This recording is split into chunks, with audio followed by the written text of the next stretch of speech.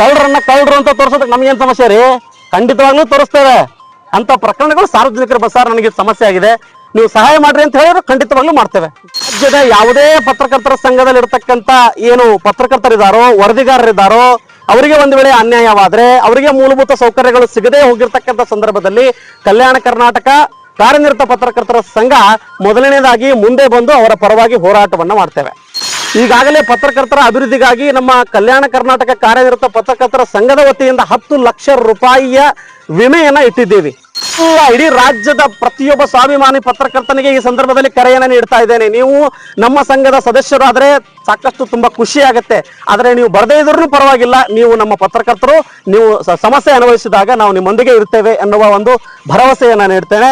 100 ವರ್ಷದಿಂದ ಅಧಿಕಾರದಲ್ಲಿ ಗೂಟ ಜಡ್ಕೊಂಡು ಕೂತಿದ್ದೀರಿ ಪತ್ರಕರ್ತರ ಸಂಘದಲ್ಲಿ. ಇಲ್ಲಿ ತನಕ ನೀವು ಪತ್ರಕರ್ತರ ಅಭಿವೃದ್ಧಿಗೆ ಏನ್ ಮಾಡಿದ್ದೀರಿ ಅನ್ನೋ ಉತ್ತರ ಕೊಡ್ಬೇಕು ಸರ್ ನೀವು ಮೊದಲೇದಾಗಿ.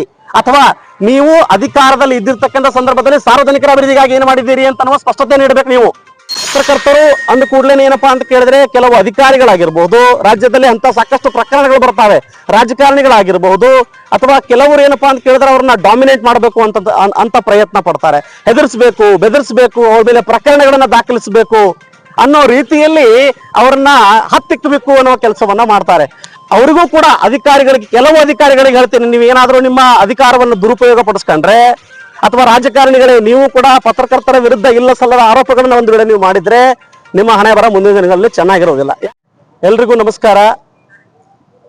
ಇದೇ ದಿನಾಂಕ 29/8/2025 ರಾಜ್ಯದಲ್ಲಿ ಪತ್ರಕರ್ತರ ಅಭಿವೃದ್ಧಿಗಾಗಿ ಜೊತೆಗೆ ಸಾರ್ವಜನಿಕರ ಹಿತಾಸಕ್ತಿಯ ದೃಷ್ಟಿಯನ್ನ ಇಟ್ಟುಕೊಂಡು ಕಲ್ಯಾಣ ಕರ್ನಾಟಕ ಕಾರ್ಯನಿರತ ಪತ್ರಕರ್ತರ ಸಂಘವನ್ನ ಅಧಿಕೃತವಾಗಿ ನೋಂದಾಯಿಸಿರ್ತಕ್ಕಂಥದ್ದು ನಿಮ್ಮೆಲ್ಲರಿಗೂ ಗೊತ್ತಿರತಕ್ಕಂಥ ವಿಚಾರ. ಈ ಒಂದು ಸಂಘದ ಮೂಲ ಉದ್ದೇಶಗಳಲ್ಲಿ ಪ್ರಮುಖವಾಗಿ ಅಂತಂದ್ರೆ, ಏನು ರಾಜ್ಯದಲ್ಲಿ ಸ್ವಾಭಿಮಾನದಿಂದ ಕರ್ತವ್ಯ ನಿಷ್ಠೆಯಿಂದ ಸೇವೆಯನ್ನ ಸಲ್ಲಿಸ್ತಿರ್ತಕ್ಕಂಥ ಪತ್ರಕರ್ತರಿದ್ದಾರೋ ಆ ಪತ್ರಕರ್ತರ ಅಭಿವೃದ್ಧಿಗಾಗಿ ಜೊತೆಗೆ ಸಾರ್ವಜನಿಕರ ಹಿತಾಸಕ್ತಿಗಾಗಿ ಈ ಒಂದು ಸಂಘವನ್ನ ತೆಗೆದಿರ್ತಕ್ಕಂಥದ್ದು. ಆ ಒಂದು ದೃಷ್ಟಿಕೋನವನ್ನು ಇಟ್ಕೊಂಡು ಇವತ್ತು ಕಲಬುರಗಿ ನಗರದ ಸಾರ್ವಜನಿಕರ ಆರಾಧ್ಯ ದೇವರಾಗಿರ್ತಕ್ಕಂಥ ಶರಣಬಸವೇಶ್ವರ ದೇವಸ್ಥಾನದಲ್ಲಿ ಅನ್ನ ಸಂತರ್ಪಣೆ ಮಾಡುವುದರ ಮೂಲಕ ಸಂಘಕ್ಕೆ ಅಧಿಕೃತವಾಗಿ ಚಾಲನೆಯನ್ನ ನೀಡ್ತಾ ಇದ್ದೇವೆ. ಹೀಗಾಗಿ ಮುಂದಿನ ದಿನಗಳಲ್ಲಿ ಕಲ್ಯಾಣ ಕರ್ನಾಟಕ ಕಾರ್ಯನಿರತ ಪತ್ರಕರ್ತರ ಸಂಘ ಯಾವ ರೀತಿ ಕೆಲಸ ಮಾಡಲಿದೆ ಅಂತಂದ್ರೆ, ಕೇವಲ ಸುದ್ದಿ ಮಾಡೋದಕ್ಕೆ ಮಾತ್ರ ವರದಿಗಾರರು ಸೀಮಿತ ಆಗದೆ ಸಾರ್ವಜನಿಕರ ಅಭಿವೃದ್ಧಿಗಾಗಿ, ಪತ್ರಕರ್ತರ ಸುರಕ್ಷತೆಗಾಗಿ ಈ ಒಂದು ಸಂಘ ಮುಂದಿನ ದಿನಗಳಲ್ಲಿ ಕೆಲಸ ಮಾಡುತ್ತೆ ಎನ್ನುವ ಭರವಸೆಯನ್ನ ನೀಡ್ತೇನೆ. ಯಾಕಂತ ಕೇಳಿದ್ರೆ, ರಾಜ್ಯದಲ್ಲಿ ಈಗಾಗಲೇ 10 ರಿಂದ 16 ಸಾವಿರದಷ್ಟು ಪತ್ರಕರ್ತರಿದ್ದಾರೆ, ವರದಿಗಾರರಿದ್ದಾರೆ. ಆದರೆ ಅವರಿಗೆ ಯಾವುದೇ ರೀತಿಯಾಗಿರ್ತಕ್ಕಂಥ ಸುರಕ್ಷತೆಗಳಿಲ್ಲ. ಸರ್ಕಾರದಿಂದ ಅವರಿಗೆ ವಿಮೆ ಕೂಡ ಮಾಡಿಲ್ಲ. ನಿರಂತರವಾಗಿ ಪತ್ರಕರ್ತರು ಕೂಡ ಹೋರಾಟ ಮಾಡಬೇಕಾಗಿರ್ತಕ್ಕಂಥ ಅನಿವಾರ್ಯತೆ ಇದೆ. ಯಾಕೆಂತ ಕೇಳಿದ್ರೆ, ನಮ್ಮ ಸುತ್ತಮುತ್ತಲಿನ ಘಟನೆಗಳನ್ನ ಅಥವಾ ಆಗು ಹೋಗುಗಳನ್ನ ಅವರು ಕಷ್ಟಪಟ್ಟು ಯಾವುದೇ ಫಲಾಪೇಕ್ಷೆ ಇಲ್ಲದೆ ಸೇವೆಯನ್ನ ಸಲ್ಲಿಸ್ತಾರೆ. ಆದರೆ ಅವರಿಗೆ ಮೂಲಭೂತ ಸೌಕರ್ಯಗಳಿಲ್ಲ ಅಂತಂದ್ರೆ ತುಂಬಾ ಬೇಜಾರಿನ ಸಂಗತಿ ಅಂತ ಈ ಸಂದರ್ಭದಲ್ಲಿ ನಾನು ಹೇಳೋದಕ್ಕೆ ಇಷ್ಟಪಡ್ತೇನೆ. ಆದ್ರೆ ಮುಂದಿನ ದಿನಗಳಲ್ಲಿ ಹಾಗಾಗಬಾರದು. ರಾಜ್ಯದ ಯಾವುದೇ ಪತ್ರಕರ್ತರ ಸಂಘದಲ್ಲಿ ಇರತಕ್ಕಂತ ಏನು ಪತ್ರಕರ್ತರಿದ್ದಾರೋ, ವರದಿಗಾರರಿದ್ದಾರೋ, ಅವರಿಗೆ ಒಂದು ವೇಳೆ ಅನ್ಯಾಯವಾದ್ರೆ, ಅವರಿಗೆ ಮೂಲಭೂತ ಸೌಕರ್ಯಗಳು ಸಿಗದೇ ಹೋಗಿರ್ತಕ್ಕಂಥ ಸಂದರ್ಭದಲ್ಲಿ ಕಲ್ಯಾಣ ಕರ್ನಾಟಕ ಕಾರ್ಯನಿರತ ಪತ್ರಕರ್ತರ ಸಂಘ ಮೊದಲನೇದಾಗಿ ಮುಂದೆ ಬಂದು ಅವರ ಪರವಾಗಿ ಹೋರಾಟವನ್ನ ಮಾಡ್ತೇವೆ.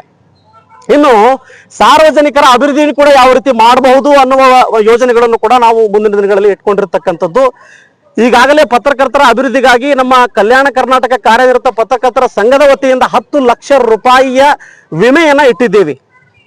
ಯಾಕೆ ಅಂತಂದ್ರೆ, ಮೊದಲನೇದಾಗಿ ಎಲ್ಲಾದ್ರೂ ಸುದ್ದಿ ಮಾಡೋಕೆ ಹೋಗಿರ್ತಕ್ಕಂಥ ಸಂದರ್ಭದಲ್ಲಿ ಆಕ್ಸಿಡೆಂಟ್ ಆಯ್ತು, ಅಪಘಾತಗಳಾಯ್ತು, ಸಮಸ್ಯೆಗಳಾಯ್ತು ಅಂತಂದಾಗ ಅವ್ರಿಗೆ ಏನಾಗುತ್ತೆ ಅಂತಂದ್ರೆ ದುಡ್ಡಿರಲ್ಲ. ಅಂತವರಿಗೆ 10 ಲಕ್ಷ ರೂಪಾಯಿ ವಿಮೆಯನ್ನು ನಾವು ಕೊಡ್ತಾ ಇದ್ದೀವಿ. ಅಂತ ಪತ್ರಕರ್ತರಿಗೆ ನೀವು ಸ್ವಾಭಿಮಾನದಿಂದ ಸೇವೆಯನ್ನ ಸಲ್ಲಿಸಬಹುದು ಮುಂದಿನ ದಿನಗಳಲ್ಲಿ ಅಂತ ನಾನು ಹೇಳ್ತೇನೆ.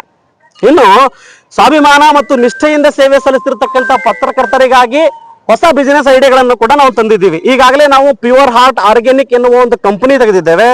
ಆ ಕಂಪನಿಯ ಅಡಿಯಲ್ಲಿ ನಮ್ಮ ಸಂಘದ ಸದಸ್ಯರಾಗಿರ್ತಕ್ಕಂಥ ಪತ್ರಕರ್ತರಿಗೆ ಏನ್ ಮಾಡ್ತೀವಪ್ಪ ಅಂತ ಕೇಳಿದ್ರೆ, ಫ್ರೀ ಆಫ್ ಡಿಸ್ಟ್ರಿಬ್ಯೂಟರ್ಶಿಪ್ ಅನ್ನು ಕೂಡ ಕೊಡ್ತಾ ಇದ್ದೀವಿ. ಯಾಕೆ ಕೊಡ್ತಾ ಇದ್ದೀವಿ ಅಂತಂದ್ರೆ, ಅವರು ಸ್ವಾವಲಂಬಿಗಳಾಗಿ ಬದುಕಲಿ, ಪರಾವಲಂಬಿಗಳಾಗಬಾರದು, ಬೇರೆಯವರ ಮೇಲೆ ಅವಲಂಬಿತವಾಗಿ ಬದುಕಬಾರದು, ಭಿಕ್ಷೆ ಬೇಡಬಾರದು, ಸಾರ್ವಜನಿಕರ ಹತ್ರ ಭಿಕ್ಷೆ ಬೇಡಬಾರದು, ಜೊತೆಗೆ ರಾಜಕಾರಣಿಗಳ ಹತ್ರ ಭಿಕ್ಷೆ ಬೇಡಬಾರದು, ಯಾರಿಗೂ ಹೆದರ್ಸಬಾರದು, ಬೆದರಿಸಬಾರದು ಅನ್ನೋ ಕಾರಣಕ್ಕಾಗಿ ಈ ಒಂದು ಅವಕಾಶವನ್ನು ಅವ್ರಿಗೆ ಕಲ್ಪಿಸಿದ್ದೇವೆ. ಕೇವಲ ಇಷ್ಟೇ ಯೋಜನೆಗಳಲ್ಲ, ಇನ್ನು GST ಸುವಿಧಾ ಕೇಂದ್ರನೂ ಕೂಡ ನಾವು ತೆಗೆದಿದ್ದೇವೆ. ಇದರಿಂದ ನಾವು ಯಾರ ಬಳಿಯೂ ಕೂಡ ಭಿಕ್ಷೆ ಬೇಡ್ತಿರ್ತಕ್ಕಂಥ ದಿನಗಳು ಬರಬಾರದು ಅನ್ನೋ ಒಂದು ಸ್ವಾಭಿಮಾನದ ದಿನಗಳನ್ನ ಕಾಣಬೇಕು ಅನ್ನೋ ಕಾರಣಕ್ಕಾಗಿ ಇದನ್ನು ತೆಗೆದಿದ್ದೇವೆ. ಮುಂದಿನ ದಿನಗಳಲ್ಲಿ ಇನ್ನೂ ಸಾಕಷ್ಟು ಯೋಜನೆಗಳಿದಾವೆ. ಆ ಯೋಜನೆಗಳನ್ನು ಕೂಡ ನಾವು ಕಾರ್ಯರೂಪಕ್ಕೆ ತಂದು ಏನಪ್ಪಾ ಅಂತ ಕೇಳಿದ್ರೆ ನಮ್ಮ ಪತ್ರಕರ್ತರನ್ನ ಸ್ವಾವಲಂಬಿಗಳಾಗಿ ಬದುಕೋಸೋದಕ್ಕೆ ನಾವು ಪ್ರಯತ್ನವನ್ನ ಮಾಡ್ತೇವೆ. ಇನ್ನು ಮೇಲಾಗಿ ಪತ್ರಕರ್ತರು ಅಂದ ಕೂಡಲೇ ಏನಪ್ಪಾ ಅಂತ ಕೇಳಿದ್ರೆ ಕೆಲವು ಅಧಿಕಾರಿಗಳಾಗಿರ್ಬಹುದು, ರಾಜ್ಯದಲ್ಲಿ ಅಂತ ಸಾಕಷ್ಟು ಪ್ರಕರಣಗಳು ಬರ್ತಾವೆ, ರಾಜಕಾರಣಿಗಳಾಗಿರ್ಬಹುದು, ಅಥವಾ ಕೆಲವರು ಏನಪ್ಪಾ ಅಂತ ಕೇಳಿದ್ರೆ ಅವ್ರನ್ನ ಡಾಮಿನೇಟ್ ಮಾಡಬೇಕು ಅಂತ ಪ್ರಯತ್ನ ಪಡ್ತಾರೆ. ಹೆದರ್ಸ್ಬೇಕು, ಬೆದರ್ಸ್ಬೇಕು, ಅವ್ರ ಮೇಲೆ ಪ್ರಕರಣಗಳನ್ನ ದಾಖಲಿಸಬೇಕು ಅನ್ನೋ ರೀತಿಯಲ್ಲಿ ಅವ್ರನ್ನ ಹತ್ತಿಕ್ಕಬೇಕು ಅನ್ನೋ ಕೆಲಸವನ್ನ ಮಾಡ್ತಾರೆ. ಅವರಿಗೂ ಕೂಡ ಅಧಿಕಾರಿಗಳಿಗೆ, ಕೆಲವು ಅಧಿಕಾರಿಗಳಿಗೆ ಹೇಳ್ತೀನಿ, ನೀವು ಏನಾದ್ರೂ ನಿಮ್ಮ ಅಧಿಕಾರವನ್ನು ದುರುಪಯೋಗ ಪಡಿಸ್ಕೊಂಡ್ರೆ, ಅಥವಾ ರಾಜಕಾರಣಿಗಳೇ ನೀವು ಕೂಡ ಪತ್ರಕರ್ತರ ವಿರುದ್ಧ ಇಲ್ಲ ಸಲ್ಲದ ಆರೋಪಗಳನ್ನ ಒಂದು ವೇಳೆ ನೀವು ಮಾಡಿದ್ರೆ ನಿಮ್ಮ ಹಣೆ ಬರ ಮುಂದಿನ ದಿನಗಳಲ್ಲಿ ಚೆನ್ನಾಗಿರೋದಿಲ್ಲ. ಯಾಕೆ ಅಂತ ಕೇಳಿದ್ರೆ ಆ ಪತ್ರಕರ್ತ ಯಾವ ಸಂಘಟನೆಯಲ್ಲಿ ಆದ್ರೂ ಇರ್ಲಿ, ನಮಗೆ ಚಿಂತೆ ಇಲ್ಲ. ಆದ್ರೆ ಒಂದ್ ವೇಳೆ ಅವನ ಮೇಲೆ ಅನ್ಯಾಯ ಆಗುತ್ತೆ ಅನ್ನೋ ವಿಚಾರ ನಮಗೇನಾದ್ರೂ ಗೊತ್ತಾದ್ರೆ ಖಂಡಿತವಾಗ್ಲೂ ಕೂಡ ಅವನ ಪರವಾಗಿ ನಿಲ್ಲೋದಕ್ಕೆ ನಾವು ಹಿಂದೆ ಮುಂದೆ ಕೂಡ ನೋಡೋದಿಲ್ಲ. ಯಾಕಂತ ಕೇಳಿದ್ರೆ ಮೊದಲನೇದಾಗಿ ನಮ್ಮ ಪ್ರಯಾರಿಟಿ ಪತ್ರಕರ್ತನ ಸುರಕ್ಷತೆ. ಯಾಕೆ ಅಂತ ಕೇಳಿದ್ರೆ ನಾವು ಸಮಸ್ಯೆ ಆದಾಗ ಮನೆಯ ಮಠ ಎಲ್ಲ ಬಿಟ್ಟು ನಮ್ಮ ಜೀವದ ಹಂಗನ್ನ ತೊರೆದು ನಾವು ಕೆಲಸ ಮಾಡೋದಕ್ಕೆ ಮುಂದೆ ಬರ್ತೀವಿ. ಅದಕ್ಕೆ ನೀವೇನ್ ನಮಗೆ ಕೊಡ್ತಾ ಇದ್ದೀರಿ? ಎದುರಿಸೋದು, ಬೆದರಿಸೋದು, ನೋಟಿಸ್ ಅನ್ನ ನೀಡಿ ಅವ್ರನ್ನ ಹತ್ತಿಕ್ಕಿರ್ತಕ್ಕಂಥ ಕೆಲಸವನ್ನ ಮಾಡ್ತಾ ಇದ್ದೀರಲ್ಲ, ಇದು ಮುಂದಿನ ದಿನಗಳಲ್ಲಿ ನಡೆಯೋದಿಲ್ಲ. ಸ್ಪಷ್ಟವಾಗಿರ್ತಕ್ಕಂಥ ಸಂದೇಶವನ್ನ ಹೇಳ್ತೇನೆ. ಕೇವಲ ನಮ್ಮ ಸಂಘದ ಸದಸ್ಯರಾದ್ರೆ ಮಾತ್ರ ನಾವು ಸಪೋರ್ಟಿಗೆ ಬರ್ತೀವಿ ಅಂತ ನಾವು ಹೇಳಲ್ಲ. ಸಂಘದ ಈ ರಾಜ್ಯದ ಮೂಲೆಯಲ್ಲಿರ್ತಕ್ಕಂಥ ಸ್ವಾಭಿಮಾನಿ ಮತ್ತು ಕರ್ತವ್ಯ ನಿಷ್ಠೆಯಿಂದ ಕೆಲಸ ಮಾಡ್ತಿರ್ತಕ್ಕಂಥ ಪ್ರತಿಯೊಬ್ಬ ಪತ್ರಕರ್ತನ ಬೆನ್ನೆಲುಬಾಗಿ, ಅವನು ನಿಜವಾಗ್ಲೂ ಕೂಡ ಅನ್ಯಾಯಕ್ಕೆ ಒಳಗಾಗಿದ್ರೆ ಅವನ ಬೆನ್ನೆಲುಬಾಗಿ ನಿಲ್ಲೋದಕ್ಕೆ ಹಿಂದೆ ಮುಂದೆ ನೋಡೋದಿಲ್ಲ. ಇನ್ನು ಒಂದ್ ವೇಳೆ ನಿಮಗೆ ರಾಜಕಾರಣಿಗಳಿಗೆ ಅಥವಾ ನಿಮ್ಮ ಅಧಿಕಾರಿಗಳಿಗೆ ಸುಖ ಸುಮ್ಮನೆ ಟಾರ್ಚರ್ ಕೊಡ್ತಾ ಇದ್ರು, ಬ್ಲಾಕ್ ಮೇಲ್ ಮಾಡ್ತಾ ಇದ್ರು, ದುಡ್ಡನ್ನ ಕೇಳ್ತಾ ಇದ್ರು ಅಂದ್ರೆ ಅವ್ರ ಮೇಲೆ ಪ್ರಕರಣವನ್ನು ದಾಖಲಿಸಿ ಆವಾಗ್ಲೂ ಕೂಡ ನಾವು ನಿಮ್ಮ ಪರವಾಗಿ ಕೆಲಸ ಮಾಡ್ತೀವಿ, ಅಧಿಕಾರಿಗಳ ಪರವಾಗಿ. ಆದ್ರೆ ಸುಮ್ಮನೆ ನೀವು ಪತ್ರಕರ್ತರನ್ನ ಎದುರಿಸೋದು, ಬೆದರಿಸೋದು ಮುಂದಿನ ದಿನಗಳಲ್ಲಿ ಮಾಡಿದ್ರೆ ನಿಮಗೆ ತಕ್ಕ ಪಾಠವನ್ನ ಕಲಿಸ್ತೇವೆ ಅಂತ ಈ ಸಂದರ್ಭದಲ್ಲಿ ಹೇಳ್ತೇನೆ. ಇನ್ನು ಮುಂದಿನ ದಿನಗಳಲ್ಲಿ ಕೇವಲ ಈಗಾಗಲೇ ರಾಜ್ಯಾದ್ಯಂತ ಯಾವ ರೀತಿ ನಮ್ಮನ್ನ ಸ್ಪಂದನೆ ನೀಡ್ತಾ ಇದ್ದಾರೆ ಅಂತಂದ್ರೆ, ನಮ್ಮ ಸಂಘದಲ್ಲಿ ಬೇರೆ ಬೇರೆ ಜಿಲ್ಲೆಯಿಂದ ಕೇವಲ ಕಲ್ಯಾಣ ಕರ್ನಾಟಕಕ್ಕೆ ಮಾತ್ರ ಸೀಮಿತ ಅಲ್ಲ, ಬೆಳಗಾವಿ, ಗುಲ್ಬರ್ಗ, ಯಾದಗಿರಿ, ರಾಯಚೂರು, ಬಳ್ಳಾರಿ, ಕೊಪ್ಪಳ ಎಲ್ಲ ಇಡೀ ರಾಜ್ಯದ ಪ್ರತಿಯೊಬ್ಬ ಸ್ವಾಭಿಮಾನಿ ಪತ್ರಕರ್ತನಿಗೆ ಈ ಸಂದರ್ಭದಲ್ಲಿ ಕರೆಯನ್ನ ನೀಡ್ತಾ ಇದ್ದೇನೆ. ನೀವು ನಮ್ಮ ಸಂಘದ ಸದಸ್ಯರಾದ್ರೆ ಸಾಕಷ್ಟು ತುಂಬಾ ಖುಷಿ ಆಗುತ್ತೆ. ಆದ್ರೆ ನೀವು ಬರದೇ ಇದ್ರೂ ಪರವಾಗಿಲ್ಲ, ನೀವು ನಮ್ಮ ಪತ್ರಕರ್ತರು, ನೀವು ಸಮಸ್ಯೆ ಅನುಭವಿಸಿದಾಗ ನಾವು ನಿಮ್ಮೊಂದಿಗೆ ಇರ್ತೇವೆ ಎನ್ನುವ ಒಂದು ಭರವಸೆಯನ್ನ ನೀಡ್ತೇನೆ. ಈಗ ಏನು ನಾವು ಈ ಕಾರ್ಯಕ್ಕೆ ಚಾಲನೆ ನೀಡಿ ಅನ್ನ ಸಂತರ್ಪಣೆಯನ್ನು ಮಾಡೋದಕ್ಕೆ ಚಾಲನೆಯನ್ನು ನೀಡಿದ್ದೀವಿ. ಇದೊಂದು ಒಳ್ಳೆ ರೀತಿಯಲ್ಲಿ ಶರಣಬಸವೇಶ್ವರರು ನಮ್ಮ ಮೇಲೆ ಆಶೀರ್ವಾದ ಇರಲಿ, ಒಳ್ಳೆ ಕೆಲಸಕ್ಕೆ ಅವರು ನಮ್ಮನ್ನ ಬೆಂಬಲಿಸ್ತಾರೆ ಅನ್ನೋ ಒಂದು ಆತ್ಮವಿಶ್ವಾಸದೊಂದಿಗೆ ಈ ಒಂದು ಕಾರ್ಯಕ್ಕೆ ಚಾಲನೆಯನ್ನು ನೀಡ್ತೇವೆ. ಮುಂದಿನ ದಿನಗಳಲ್ಲಿ ಹೆಚ್ಚೆಚ್ಚು ಸೇವಾ ಕಾರ್ಯಗಳನ್ನ ಕೇವಲ ಪತ್ರಕರ್ತರಿಗೆ ಸೀಮಿತ ಅಲ್ಲದೆ ಸಾರ್ವಜನಿಕರಿಗೂ ಕೂಡ ನಾವು ನೀಡುವ ಪ್ರಯತ್ನವನ್ನು ಮಾಡ್ತೇವೆ ಅಂತ ಸಂದರ್ಭದಲ್ಲಿ ಹೇಳೋದಕ್ಕೆ ಪ್ರಯತ್ನ ಮಾಡ್ತೇನೆ. ಸರ್, ಅನ್ನ ಸಂತರ್ಪಣೆ ಮಾಡ್ತಾ ಇದ್ರೆ ನೀವು ವೈಯಕ್ತಿಕವಾಗಿ ಮಾಡ್ತಾ ಇದ್ರೆ ಇದು ಸಂಘದ ಪರವಾಗಿ ಹೊಸ ಸಂಘ ತೆಗೆದಿರೋ ಕಾರಣಕ್ಕಾಗಿ ಸೇವಾ ಕಾರ್ಯ ಅಂತಂದ್ರೆ ಮೊದಲೇದಾಗಿ ಕಲಬುರಗಿಯಲ್ಲಿ ಆರಾಧ್ಯ ದೇವರು ಶರಣಬಸವೇಶ್ವರರು. ಹಾಗಾಗಿ ನಾವು ಏನು ವಿಚಾರ ಮಾಡಿದೀವಪ್ಪ ಅಂತ ಕೇಳಿದ್ರೆ ಮೊದಲೇದಾಗಿ ಸಾರ್ವಜನಿಕರಿಂದನೇ ಪ್ರಾರಂಭ ಮಾಡೋಣ, ಅನ್ನ ಸಂತರ್ಪಣೆ ಮಾಡೋಣ, ದೇವರಿಂದ ಪ್ರಾರಂಭ ಮಾಡೋಣ ಅನ್ನೋ ಉದ್ದೇಶ ಇಟ್ಕೊಂಡು ಅನ್ನ ಸಂತರ್ಪಣೆಗೆ ಚಾಲನೆಯನ್ನು ನೀಡ್ತಾ ಇದ್ದೀವಿ. ರಾಜ್ಯದ ಇದು ಈಗೇನು ಸಂಘಟನೆ ಗುಲ್ಬರ್ಗದ ಅಷ್ಟೇ ಸೀಮಿತನ ಏನು ರಾಜ್ಯದ? ಇಲ್ಲ ಸರ್, ರಾಜ್ಯದಲ್ಲಿ ಹೇಳಿದ್ನಲ್ಲ ನಿಮಗೆ, ರಾಜ್ಯದಲ್ಲಿ ಯಾವುದೇ ಸಂಘಟನೆಯಲ್ಲಿರ್ಲಿ ನಮ್ಗೆ ಏನು ಸಮಸ್ಯೆ ಇಲ್ಲ, ಅವ್ರೆಲ್ಲಾದ್ರೂ ಕೆಲಸ ಮಾಡ್ಕೊಂಡಿರ್ಲಿ ಅಷ್ಟೇ. ಕರ್ತವ್ಯ ನಿಷ್ಠೆ, ಸಾರ್ವಜನಿಕರಿಗೆ ತೊಂದರೆ ಕೊಡದೆ, ಅಧಿಕಾರಿಗಳಿಗೆ ತೊಂದರೆ ಕೊಡದೆ, ಬ್ಲಾಕ್ ಮೇಲ್ ಮಾಡದೆ ಕೆಲಸ ಮಾಡ್ತಿರ್ತಕ್ಕಂಥ ಪ್ರತಿಯೊಬ್ಬ ಪತ್ರಕರ್ತರು ಕೂಡ ನಮ್ಮವರವರು. ಓಕೆನಾ? ಅಂತವರ ಬೆಂಬಲಕ್ಕೆ ನಾವು ಸದಾ ಇರ್ತೀವಿ ಅನ್ನೋ ಕಾರಣಕ್ಕಾಗಿ ನಾವು ಈ ಸಂದರ್ಭದಲ್ಲಿ ಭರವಸೆಯನ್ನ ನೀಡ್ತೇನೆ ಸರ್. ಈ ಬಹಳಷ್ಟು ಪತ್ರಕರ್ತರಿಗೆ ಟಾರ್ಚರ್ ಮಾಡೋದಾಗಲಿ, ರಾಜಕಾರಣಿಗಳು ಕಿರುಕುಳ ನೀಡ್ತಾ ಇದಾರೆ ಅಂತ ಕೆಲವೊಂದು ಈಗ ಪತ್ರಕರ್ತರು ಹೇಳ್ತಾ ಇದ್ದಾರೆ ಸರ್. ನೋಡಿ, ಕೆಲವು ಪ್ರಕರಣಗಳು ಗಮನಕ್ಕೆ ಬಂದಿದಾವೆ.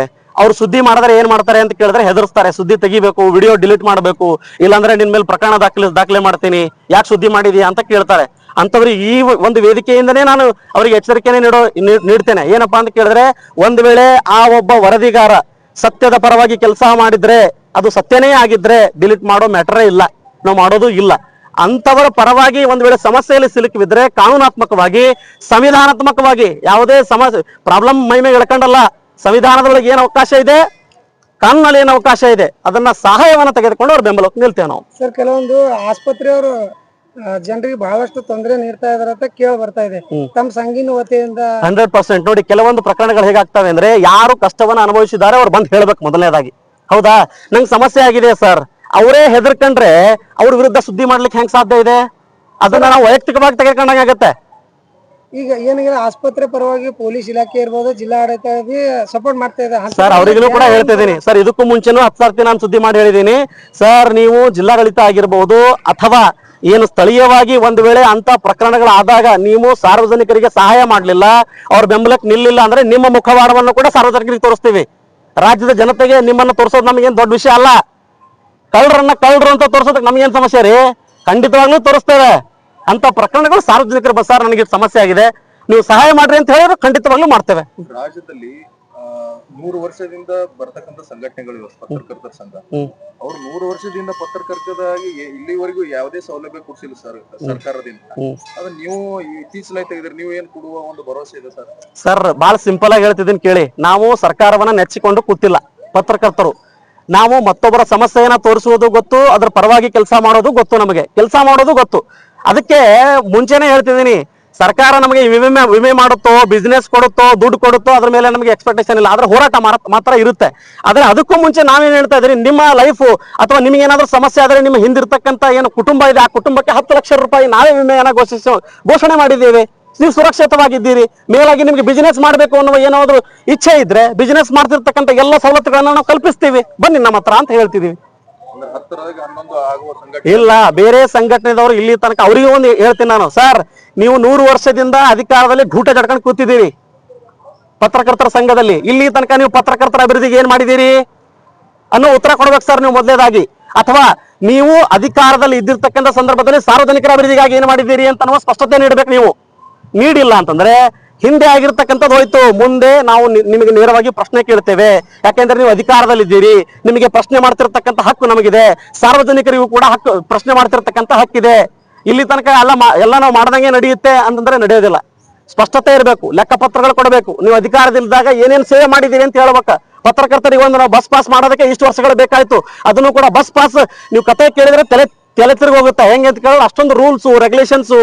ಆದ್ರೆ ರಾಜ್ಯದಲ್ಲಿ ಸರ್ಕಾರ ಏನ್ ಮಾಡುತ್ತಪ್ಪ ಅಂತ ಕೇಳಿದ್ರೆ ಬರೀ ಒಬ್ಬ ಹೆಣ್ಮಗಳಿಗೆ ಆಧಾರ್ ಕಾರ್ಡ್ ತಂದು ಕೊಟ್ರೆ ನೀವು ಬಸ್ ಫ್ರೀ ಅಂತ ಹೇಳುತ್ತೆ. ಪತ್ರಕರ್ತರು ಬಡದಾಡ್ತಿದ್ದೀವಿ ಅಂತಂದ್ರೆ ನೀವು ಅರ್ಥ ಮಾಡ್ಕೋಬೇಕು. ಅದನ್ನ ಬಿಟ್ಟು ನೀವು ಯಾವ ರೀತಿ ನಮ್ಮನ್ನ ಬಳಸ್ಕೊತಾ ಇದ್ದೀರಿ ಅಂತಂದ್ರೆ ನಿಮ್ಮ ಮನಸ್ಸಿಗೆ ಬಂದಾಗ ಬಳಸ್ಕೊಂತೀರಿ. ಅದು ಮುಂದಿನ ದಿನಗಳಲ್ಲಿ ನಡೆಯಲ್ಲ ಅನ್ನೋದು ನನ್ನ ಸ್ಪಷ್ಟ ಸಂದೇಶ ಸರ್.